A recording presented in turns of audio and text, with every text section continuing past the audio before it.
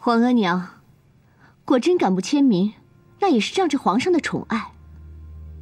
依臣妾看，皇上的宠爱定会害了果真。皇后，为何今天你们几位妃子都来了，果真没来？臣妾回皇上的话，果真拒不签名，还敢当众顶撞臣妾。臣妾动用中宫监表，令众妃每人赏了他2个耳光。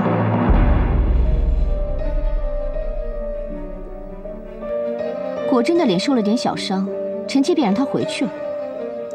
皇后令人每人打果真2个耳光。额娘不是告诉过你，果真是皇帝最宠爱的妃子，你不可以同她计较的吗？皇额娘的意思臣妾明白，臣妾也没与她计较，因此也是给予了最轻的惩罚。最轻的惩罚？每个人打2记耳光，加起来就是26个耳光，这还算最轻的惩罚？皇上，德妃同情果真，并未动手，而臣妾贵为皇后，也未亲自动手，因此果真挨的耳光没有皇上说的那么多。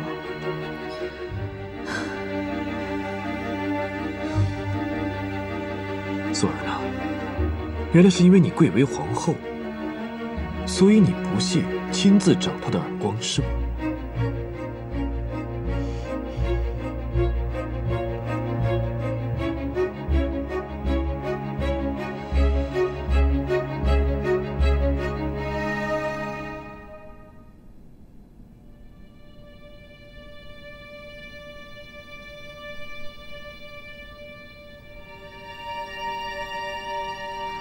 主子脸肿得好厉害呀，这么红，要不要上点药啊？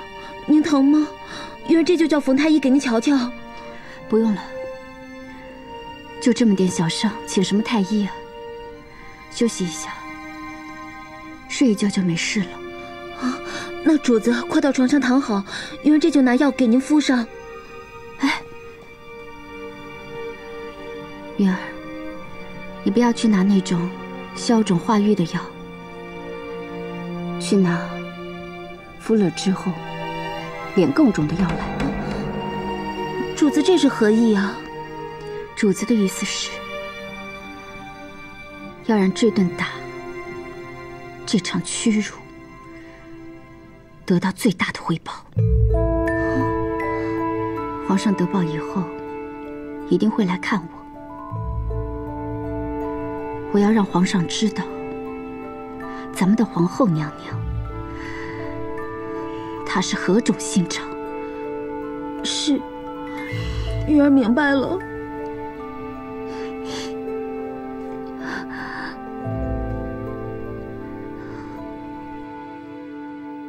德妃，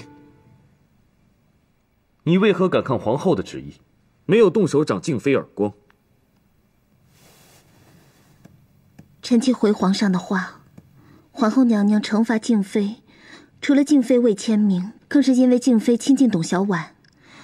臣妾并无静妃那般勇气，但心里是同情佩服静妃的，因此臣妾实在下不了手，只好自己打了自己5记耳光，以平皇后娘娘及众嫔妃贵人之怒。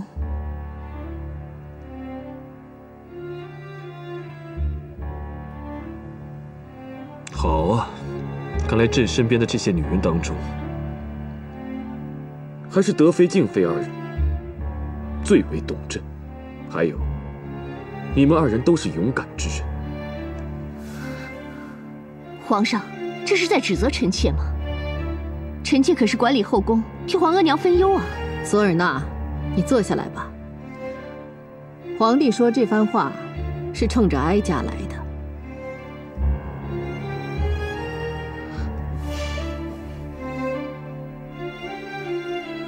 德妃，哀家也问你一句，既然你同情果真和董小宛，还像皇帝所说是一个勇敢的人，为何又要签名支持不给董小宛名分？皇额娘，臣妾哪里是什么勇敢的人？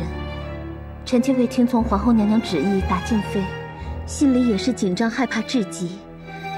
臣妾同意签名，是因为臣妾认为皇后娘娘的担心不无道理。董小宛的事还需从长计议。好，你可以坐下了。臣妾谢过皇额娘。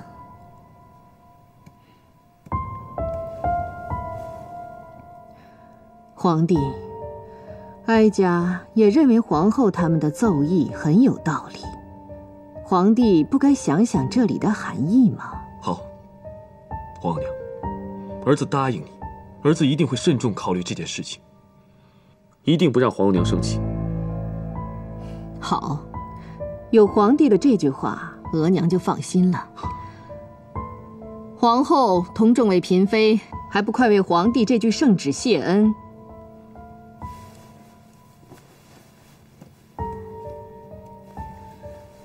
臣妾叩谢皇上。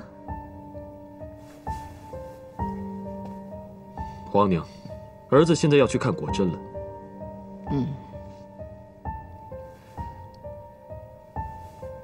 臣妾恭送皇上。起来吧。谢皇额娘。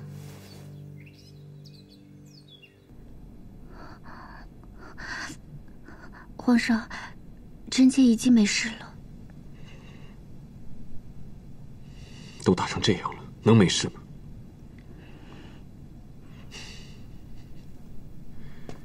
这个苏尔纳，朕刚恢复了他的中宫监表，他就如此凶狠，真是本性难改。皇上真的不用为臣妾这点小伤挂怀。今日童姐姐还站出来帮臣妾说话，臣妾真是甚为感动。童姐姐她真是个好人。德妃的表现的确是让朕颇为感动。朕相信，德妃以后会与你一样，成为小婉的好姐妹。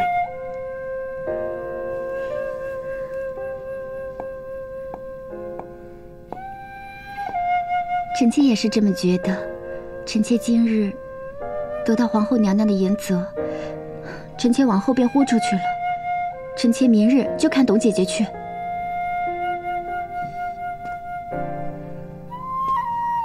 果真，朕会记住你的勇敢和纯真，你的好，你的善良，让朕看到了苏尔纳很坏很坏。如果他还是一味的嚣张跋扈，便怪不了朕了。皇上还在想废后的事吗？其实皇上真的不用再为这些小事而愤怒。皇后娘娘，她今日这么做，也许有她的道理。她也是为了后宫的安宁啊。你总是以德报怨呢，这点倒是和你的小婉姐姐颇为相似。臣妾和董姐姐像吗？对呀。皇上这句话真是对臣妾最大的嘉奖了。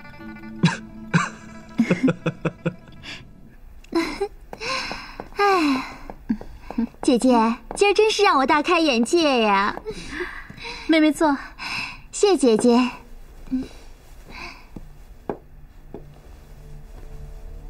哎，今儿皇后啊，真是威风，停了3个月的中宫监表，她这口恶气终于发出来了。本宫就希望她继续发，再多发几次，那她就彻底完蛋了。那个贱人果真真是勇气可嘉，敢跟皇后对着干。小小的果真弄出个大热闹，今儿看着真是让人觉得过瘾至极呀。贤妃妹妹，你知道吗？这个小贱人就仗着皇上宠爱，愣头愣脑的跳出来，她是帮了本宫一个大忙。本宫就希望她继续跳，再多跳几回，跳到皇上火冒万丈，大发龙威，那就加速了索尔纳的消亡。这个贱人果真糊里糊涂的，还帮了姐姐一个大忙。我觉得这是天意，要让姐姐早日上位呀。妹妹喝茶。跳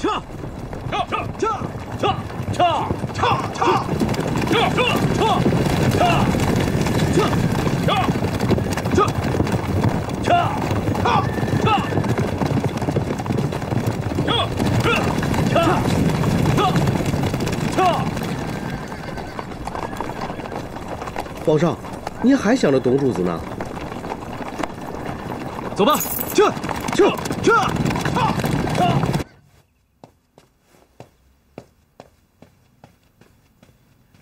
给太后娘娘请安。起来吧。谢太后娘娘。太后娘娘，董小宛提出搬到宫外去住。可是董小宛自己说的。董小宛留给皇上的信，写她自愿出宫的。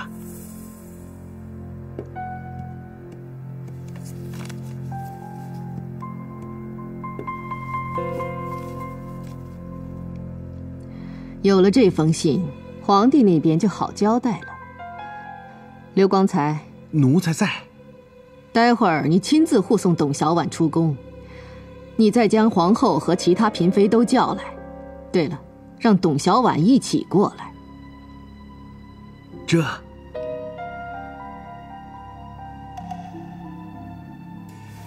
小婉参见太后娘娘。起来吧。谢太后娘娘。董小宛，你同意住到宫外去是真心的吗？哀家想知道。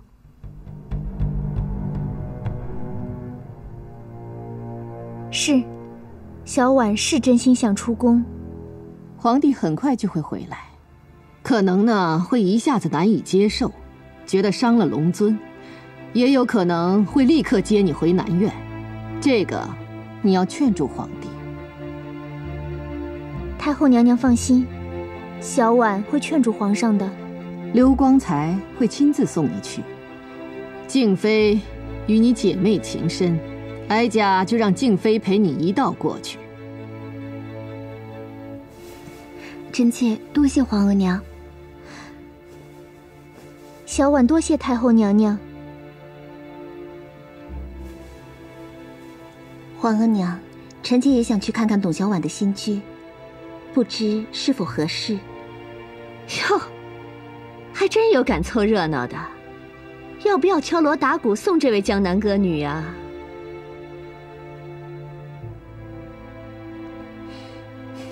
德妃想去，看来董小宛的人缘很不错呀。好，反正哀家都要发出宫腰牌了，那么哀家就多发一张。臣妾多谢皇额娘。小婉多谢太后娘娘。小婉多谢德妃娘娘。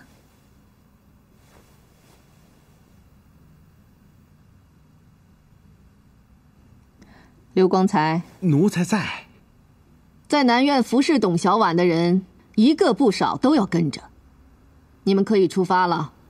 这是。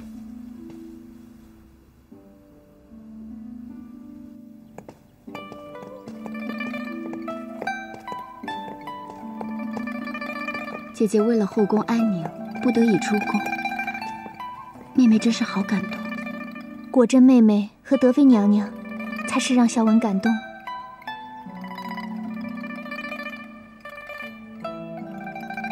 你们才让奴才更感动啊！今天我是第一次去慈宁宫，可是却不是去请安，而是去向太后娘娘告别。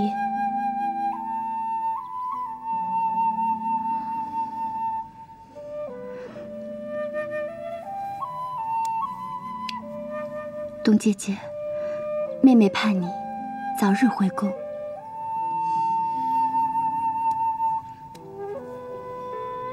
董妹妹，委屈你了。姐姐会常去看你。好姐姐，好妹妹。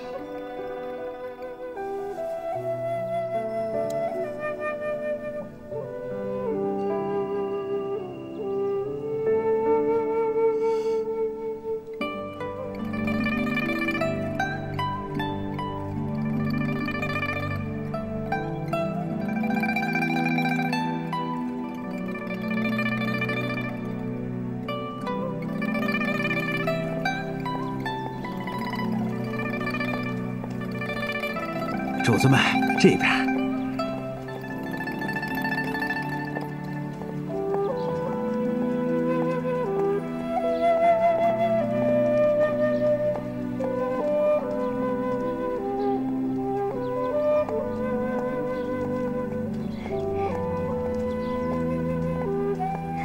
姐姐，这里真好，比南院好多了。这是领了太后娘娘的旨意，特意为董主子挑选的宅子。这里离皇宫很近。这还真是个好地方。小婉多谢刘公公，也请刘公公替我转禀太后娘娘。小婉多谢太后娘娘赐宅。姐姐，咱们今天啊，可真是沾了姐姐的光，能够出宫溜达一圈。平日里我们要是想出趟宫门，那都是很难的事情。是啊，后宫规矩森严，我们1年都出不了2次宫的。都道是皇妃尊贵风光，其实是与世隔绝，少了许多乐趣。既然德妃娘娘还有果真妹妹都喜欢出宫走动，那以后你们俩一定要多出宫来看看小婉呢。姐姐可是说笑话呢，姐姐怎可常住这里？皇上不会同意的。妹妹们以后哪里还有机会再来看姐姐呢？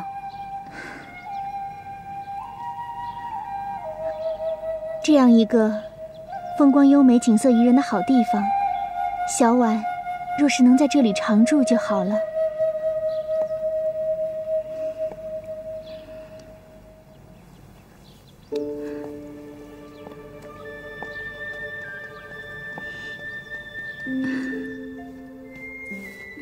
索尔纳，额娘如今同你说的，是要你好好改改跋扈的性子。如果你改不了这个毛病，你以后真的会出事的。你别以为额娘能一直保住你。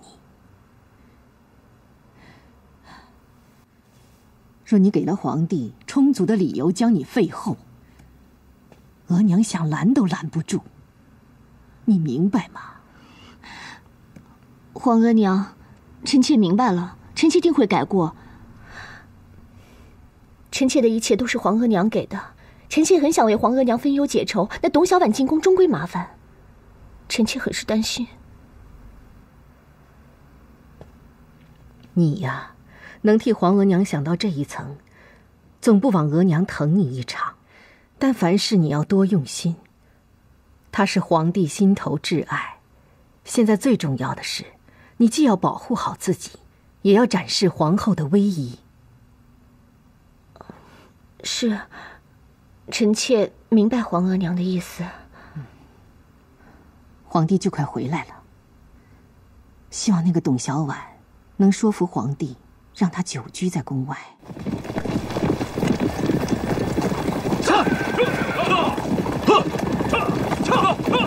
吾皇万岁万岁万万岁！哼，看来皇额娘真是铁了心，她真是过分。这才离宫2日，她非把你逐出来。皇上，小婉真的是自己愿意出宫的。小婉是觉得出宫处是好事，太后娘娘满意，那些王公大臣们也不好再说什么，皇上可以安心打理朝政了。小婉，你此话不妥。你是朕爱的女人，你不能和朕一起住在宫里，那朕这个皇帝不就是有名无实吗？小婉深爱皇上，怎么忍心给皇上添乱呢？有时候小婉做出必要的忍让，能让皇上、太后娘娘还有那些议政大臣们和睦相处，这也是好事啊。小婉，朕只是不想让你受一点点的委屈。如果皇额娘她能像你这么想，那就好了。皇上、太后娘娘所思所想的，其实都在皇上身上。小婉知道，太后娘娘是很关爱皇上的。小婉，你为什么每次都那么善解人意？你总是在以德报怨。朕的皇额娘，如果能多了解你一点，那就好了。皇上，皇上别为后宫的事烦心了。再说，小婉出宫，我们在宫外做一对柴米夫妻，多好啊！所以皇上消消气吧，一路累了，坐下歇会儿。你倒想得挺开的。朕还没消气呢。歇会儿吧。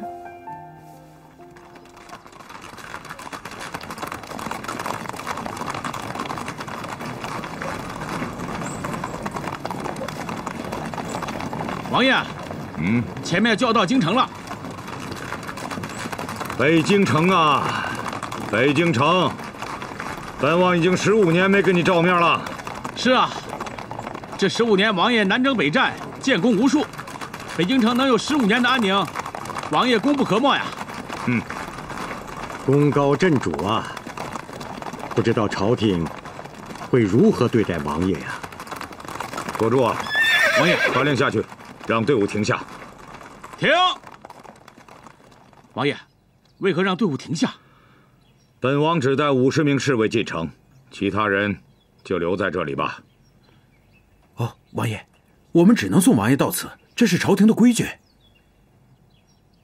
在云南贵州，咱是王爷，这北京城岂能容下我的一钳铁骑？不要忘了，在天子脚下，就得低下头。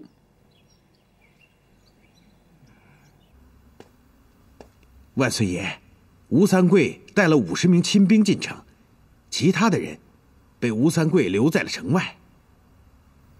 好，刘光才，吴三桂在城外的兵马，他们的饮食、住宿、日常消遣，你要多加关照，这是朕的恩赏，明白吗？奴才遵旨。奴才定让他们知道万岁爷的恩泽，永世难忘。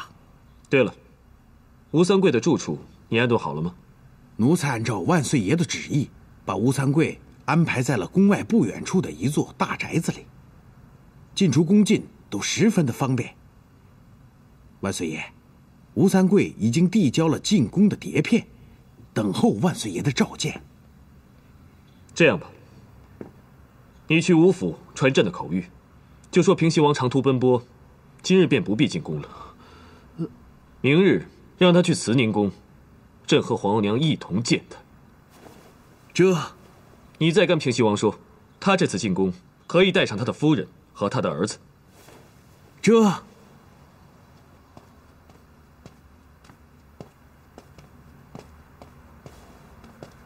皇上，不是应该在乾清宫接见吴三桂吗？为什么要在慈宁宫呢？朕和皇后娘在慈宁宫见他，这是给了吴三桂天大的面子。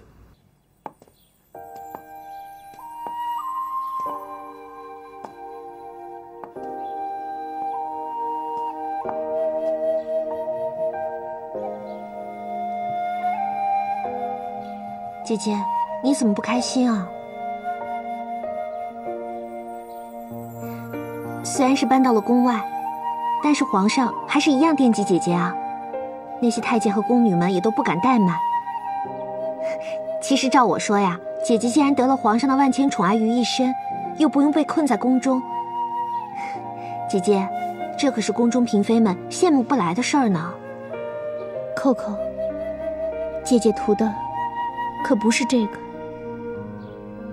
姐姐爱上的是江南时的黄公子，是只属于姐姐的黄公子，是跟姐姐两情相悦的黄公子，哪是这个后宫3000佳丽都眼巴巴盼望着雨露均沾的皇上。可是这黄公子跟皇上不是一个人吗？黄公子回到了皇宫，变成了皇上，还是一样的疼爱姐姐啊。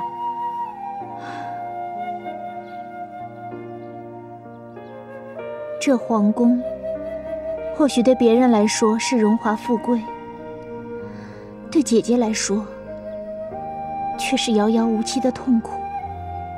你说姐姐才进宫多久，便掀起了这么大的风浪？你和我都挨毒打受罚不说，还连累了果真妹妹，皇上更是夹在中间为难。扣扣啊，只要姐姐还在皇上身边一天，这种痛苦，这种担惊受怕便不会停止。可姐姐不过是想留在心爱的人身边罢了，怎么会这么难呢？姐姐，好歹皇上还是心疼着姐姐的，你一定要往宽里想，莫要想偏了才好。是啊，要不是皇上疼着姐姐，姐姐怎么会留在他身边？姐姐不是也想过要逃跑吗？可是，一想到要离开皇上，姐姐心里舍不得。Coco，姐姐心里实在是纠结。姐姐，你离不开皇上，皇上也离不开姐姐。你一定要耐心等待，皇上一定会想办法，他一定会想到办法的。再说，姐姐不是孤军作战啊，姐姐还有Coco。Coco 啊，一定会永远陪在姐姐身边的。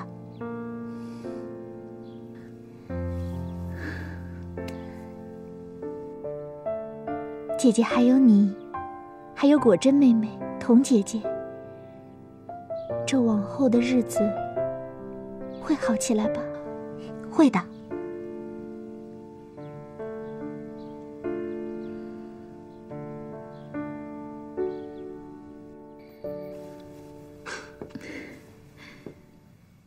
小婉，朕告诉你个好消息。什么好消息啊？明日，吴三桂就要带着陈圆圆进宫了。陈圆圆进京了？待朕与他们谈完正事之后，就把她安排到这里来跟你见面。哎，那小婉多谢皇上。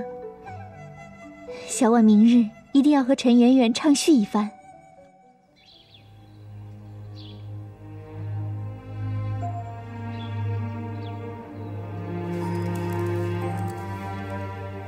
臣吴三桂叩见皇上，叩见太后娘娘。臣妾陈圆圆叩见皇上，叩见太后娘娘。臣子吴应熊叩见皇上，叩见太后娘娘。平西王，起来吧，你们都起来吧。谢皇上，谢太后娘娘。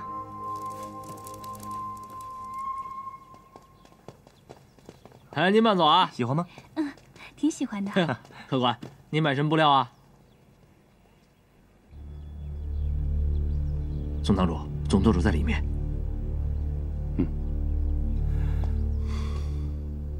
吴三桂啊，你可是难得进京一次。如果哀家没记错的话，你已经15个年头没进京了。啊，太后娘娘圣明，臣吴三桂确实有15个年头没有进京了。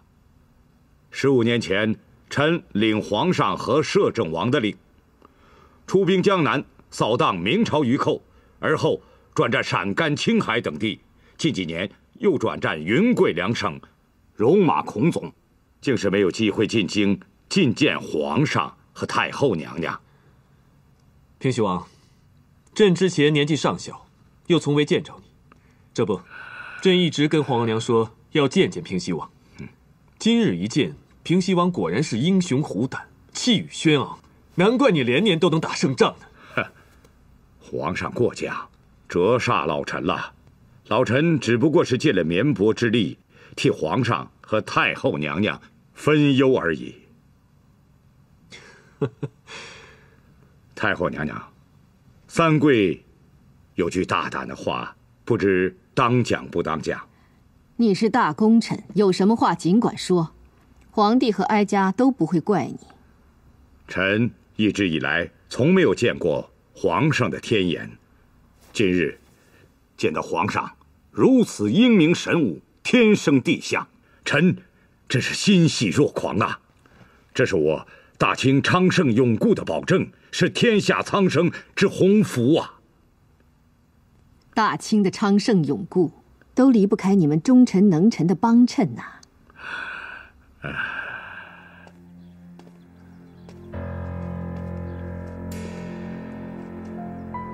总舵主，今儿一早，吴三桂带着陈圆圆和儿子吴应熊进宫去了。知道了。我已经得到刘公公从宫里传出的情报来。清廷的几位重臣想借机剪除吴三桂。奏议虽然被顺治给否定了，但吴三桂的处境险恶，可见一斑呐。曾督主，属下觉得吴三桂他对我们毫无诚意，他只是在敷衍我们。要对付吴三桂，我们必须出奇招。我早有完美计划。不过哀家听人说，你吴三桂不愿意进京，是因为怕功高震主，来了就回不去了，所以不想进京，是吗？太后娘娘，臣吴三桂绝无此心呐！若有此心，臣何以带着贱内和犬子进京？若有此心，臣甘愿遭天打雷劈。哀家也不信这些谗言，哀家自然相信平西王对皇帝、对朝廷的忠诚。是，朕也不相信这些谗言。平西王，起来吧。啊，谢皇上，谢太后娘娘。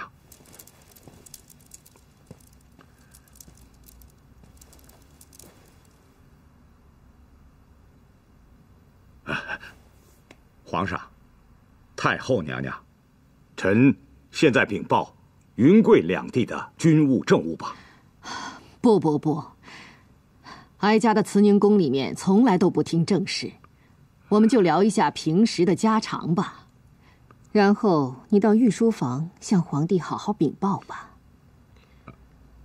平西王，今日向朕禀报完之后，明日议政会议还要听你的禀报啊。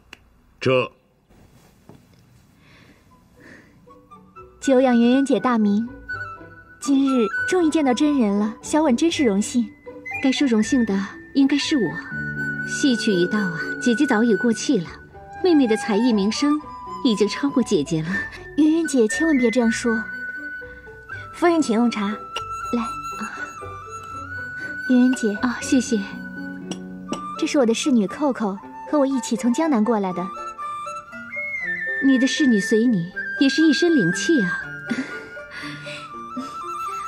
扣扣一直以为姐姐是天底下最美的人，但没想到扣扣最近见的两位女人，竟然都能与姐姐比美。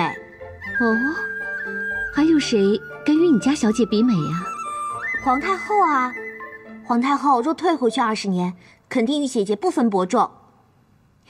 夫人，您若退回去10年啊，那跟姐姐肯定是难判毫厘的。扣扣，不得无礼。我和圆圆姐还有话要说，你先出去吧。嗯。哎，自以为哑口利尖，会说话，挨骂了吧？你什么意思啊？哑口利尖，你才哑口利尖呢，还会咬人呢，白痴！太后娘娘，平西王的夫人陈圆圆正在跟董主子见面。董主子？谁是董主子？哎呦，奴才失言。你不需要怪罪自己。董鄂氏是皇帝的人，你称他为主子也没错。不过在哀家这里，这称呼就得要注意了。太后娘娘，陈圆圆正在跟董鄂氏见面，是英统领把陈圆圆带去的，也不知他们在谈些什么。两个闻名天下的歌女，又是少见的美人，自然是有说不完的话，比不完的美。随他们去吧，不需要打听他们谈些什么。哎，小婉妹妹，我们俩真是甚有缘分。这些话我一直都藏在心里面，不会向别人启齿，但今日一见到你，竟全部都说出来了。小婉也觉得和姐姐缘分极深，若姐姐不弃，小婉愿意和姐姐结为姐妹。好啊，那我们拉钩结为姐妹吧。拉钩大捷，100年不变心。太好了，小婉以后又多了个好姐姐。是啊，我以后也多了一个好妹妹。妹妹超群绝代的武艺，我还未曾欣赏过。你愿意为我一展你的绝代才艺吗？姐姐的莺歌燕舞，小婉也想欣赏。小婉听说，姐姐所唱的《春江花月夜》，当年可是红遍江南，无人能及呢。哎呀，那都是陈年往事了。能听妹妹的《长恨歌》，那才是空前绝后呢。姐姐不仅想听你唱这首曲子，还想同妹妹一起唱《长恨歌》。那好啊，妹妹也想跟姐姐合唱《长恨歌》。这样吧，圆圆姐，我想请皇上和平西王一起来听曲儿，你觉得呢？好啊，好啊。皇上，臣的禀报便是这些了。好啊，平西王，云贵两地的情况，朕非常满意。朕想，明日你向议政会议禀报之后，议政大臣们也不会有任何异议的。好，臣将再接再厉，让皇上和朝廷安心无虑。好。参见皇上。英格尔，吴夫人和小婉谈得怎么样了？皇上，董主则和吴夫人可是相见恨晚，相谈欢甚啊。他们2人还要唱唱自己的手拿戏好。董主则让奴才过来问问皇上，是否愿意和平西王一起去听他们唱曲儿啊？那是必然的。走。啊，对了，朕突然有个想法。英格尔，你带着平西王先去吧。朕想请皇额娘也去听听戏。皇帝想请额娘去董鄂氏那里听戏，皇帝自己去便是，怎会想到请额娘也去？皇额娘，这可是儿子的一片孝心呢。小婉跟陈圆圆同台竞戏，这可是千载难逢的机会啊！再说了，皇额娘您平日里不也喜欢听戏吗？时不时的还请一些戏班子进宫来给您献唱。儿子是想啊，像这么好的机会，皇额娘一定要去饱饱耳福，顺便啊再给他们做番评点。这件事还真的令额娘有点意外。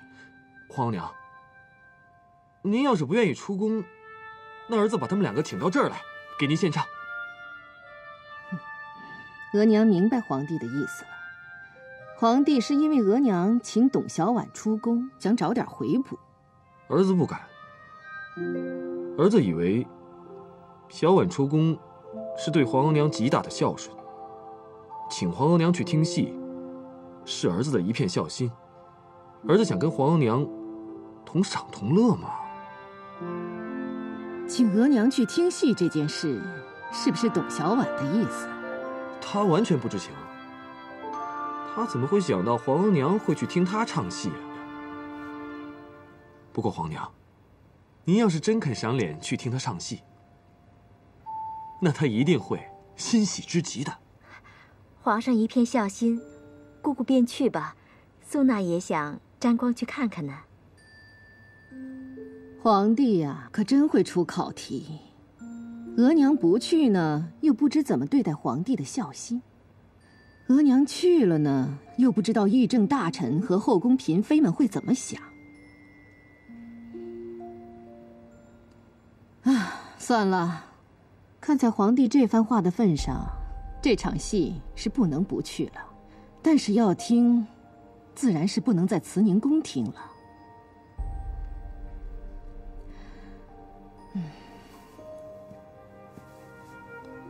皇帝，走吧，额娘跟你去听戏。儿子，谢谢。皇额娘。走。春江潮水连海平，海上明月共潮生。炎炎随波千万里，何处春江无月明？江流婉转，绕芳甸，月照华丽皆似霰，狂里流霜扑却飞。